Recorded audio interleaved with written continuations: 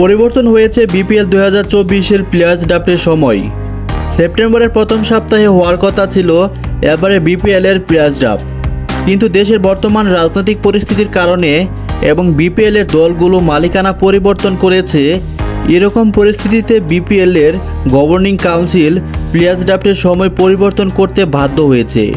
ইতিমধ্যে ঢাকার দল পরিবর্তন হয়েছে। চিত্রনায়ক শাকিব খানের মালিকানাধীন দলটি এবারে বিপিএলে অংশ নেবে।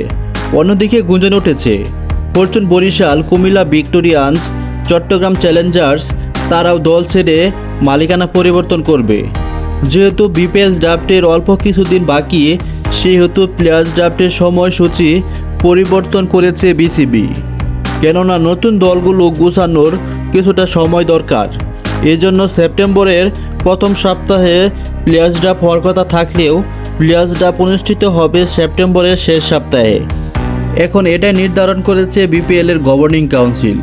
সেপ্টেম্বরের প্রথম সপ্তাহে নয়, সেপ্টেম্বরের শেষ সপ্তাহে হতে যাচ্ছে বিপিএলের প্লেয়ার্স ড্রাফট। কেননা যেহেতু নতুন মালিকানাধীন দল, তাদের প্রিপারেশন নেওয়ার জন্য কিছুটা সময় দেওয়া দরকার।